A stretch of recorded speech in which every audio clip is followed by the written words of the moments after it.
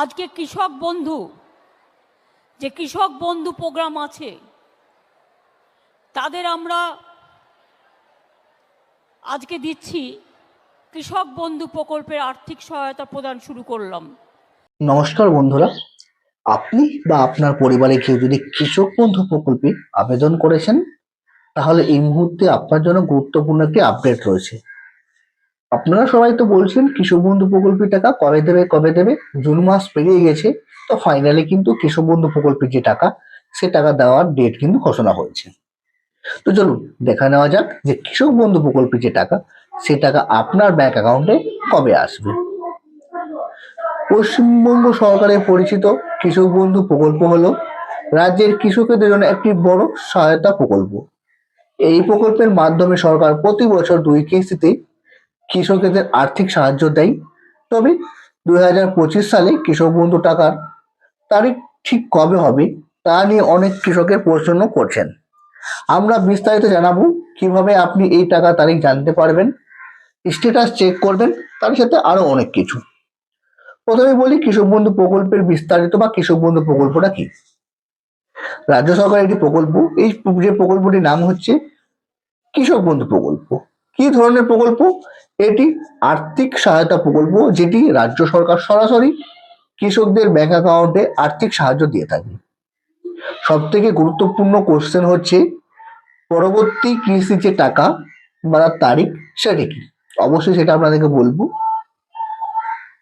টাকা কত পাবেন? দেখুন, এটা জমির ওপর নির্ভর করছে। 4,000 থেকে 10,000 টাকা অব্দি আপনার টাকা পাওয়া যায় জমির পরিমাণ অনুযায়ী। কৃষক বন্ধুর অফিসিয়াল ওয়েবসাইটও রয়েছে, সেই অফিসিয়াল ওয়েবসাইটে গিয়েও কিন্তু আপনি সমস্ত ইনফরমেশন পাবেন।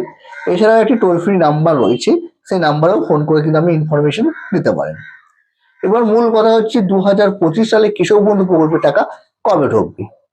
তার আগে বলি আমরা এই যে কৃষক বন্ধু প্রকল্প এই টাকাটা কিভাবে দিয়ে থাকে। কৃষক বন্ধুর পেমেন্ট হলো সরকারের নির্দিষ্ট পরিমাণ অর্থ যা প্রতি বছর 2বার কৃষকদের অ্যাকাউন্টে পাঠানো হয়। এই টাকা দেওয়া হয় বীজ, সার ইত্যাদি খরচ মেটানোর জন্য।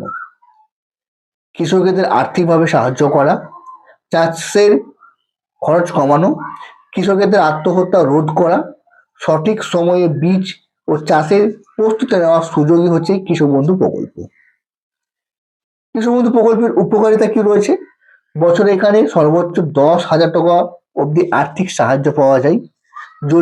জমির পরিমাণ অনুযায়ী টাকা সরাসরি ব্যাংক অ্যাকাউন্টে ট্রান্সফার। এছাড়াও কৃষকের মৃত্যু হলে পরিবারকে 2 লক্ষ টাকা দেওয়া হয়। এছাড়াও সমস্ত কিছু কিন্তু এখানে অনলাইনে চেক করার একটি সিস্টেমও রয়েছে। কারা কারা এখানে আবেদনটা করতে পারবেন? পশ্চিমবঙ্গের নাগরিক হতে হবে, নিজের নামে চাষযোগ্য জমি থাকতে হবে এবং যেটি ভূমি রেকর্ড থাকতে হবে, এবং অবশ্যই যে আবেদন করছেন তার বয়সটা 18 বছরের বেশি হতে হবে। ডকুমেন্টস বলতে কি কি লাগতে পারে?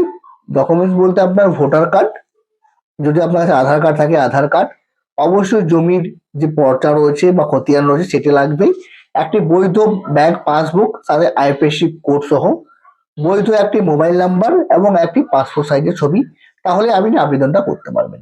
এবার মূল কথা হচ্ছে যে টাকা, সে টাকাটি কবে দেবে। যে টাকাটি রয়েছে সে টাকাটি খুবই শিগগিরই আপনার এই জুলাই মাসেই সমস্ত চাষিদের ব্যাংক অ্যাকাউন্টে কিন্তু আসতে চলেছে।